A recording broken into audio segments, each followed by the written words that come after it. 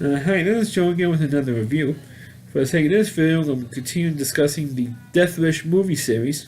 By doing, discussing in this video Death Wish 3, which came out in 1985. And of course, starring Charles Bronson, and this time starring Kay Lenz in this one. Not Kay Lenz, excuse me, getting my movies mixed up. She's in the next one. And Death Wish 3 brings Charles Bronson's vigilante character back home to New York City, where she was in the original film. Now this one, which is real crazy cartoon like violence, the type of movies that people make fun of in the 80s, with all the explosions, violence, gun violence, shootouts, all that. And you didn't have that in the other Death Wish movies. You had them, but this one was really like cartoon style, Looney Tunes type violence in this film. So, like I said earlier, it brings Charles Bronson's character back to New York City. And this time, the cops are helping him. He kind of like got deputized by the cops. The main cop in this one was Richard Gordania's partner, which I failed to mention in my review of Death Wish 2. That Richard Gordania, I think, goes to L.A. helps the LA cops track down Paul Kersey, the Charles Bronson character.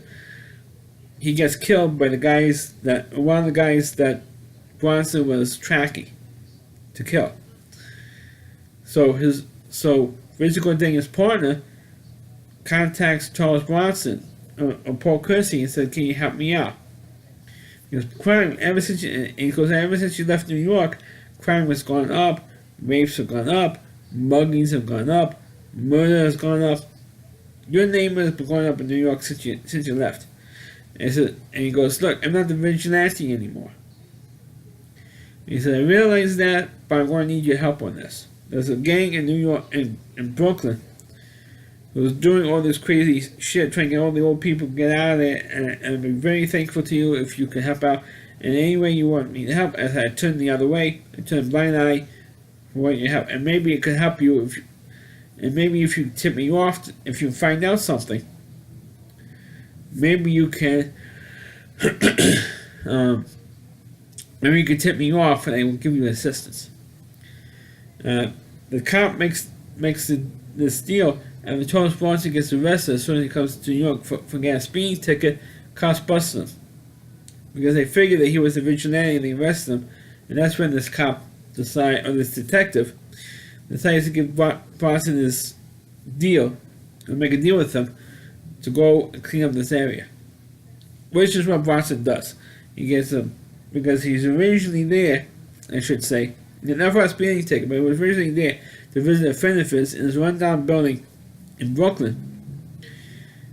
And after his friend gets killed by this gang, which I mentioned, the cops basically thought that he was the one who killed his friend. And said, "No, it's not me." And then that's when the detective gives him this deal. Well, I was in the premise that the vigilante, and the cops actually wanted to help the vigilante clean up this neighborhood. You just figured they can't get in there to clean it up because they need warrants and do it the legal way. But the vigilante cleaning up will help them out. So while Bronson was in jail because the cops thought they murdered his friend, he runs into the gang leader. This gang, Gang, okay? The way I pronounce it sounds like gay, but it's gang leader. And the gang leader wants to get revenge on Charles Bronson's character. So he tries to he attacked the wife of one of the last remaining tenants in the building, and rapes her and kills her. And then he attacks this elderly Jewish couple who lives in the building. So doing all this other crazy stuff. And then that's when Charles Bronson, they had this real big, huge shootout in this neighborhood in Brooklyn. And then you get SWAT comes in for the cops. You had helicopters coming in. You had the cops or the detective you saw early on in the film helping Charles Bronson out, and the husband of the woman who was raped and killed by this gang. he helped sponsor out too, with zip guns, with a zip gun he had. I mean, it was really crazy, crazy stuff that goes on in this movie. And I can see why this movie got one star. I mean, it was really it was really like a nonsense sequel, totally unnecessary. I think the rest of the series practically much is unnecessary. But Death Wish 3 is definitely the one movie that you say, I can't believe I'm watching this. And that's what my reaction was. I never really watched Death Wish movies before. I saw maybe a little bit of the first one previously, before I did my review on it. But they watched the whole thing and they did my review on it, back, I think last June. And was really, different. Okay, it's not totally unbelievable, but a little exaggerated. And this one was totally cartoon-like violence in the third one. It's kind of like watching a Rambo movie without Rambo in it. I mean, that's how I felt watching this movie. But I thought it was, I'm not a huge Charles Bronson fan. Because I thought it was the ugliest guy in the world to be an action hero. And that's how I felt about these movies. But that's my review of, and I don't have much to say about Death Wish 3, except that the movie is like one of those forgettable, unnecessary sequels. It's totally unnecessary. It's like real cartoony villains. It's really...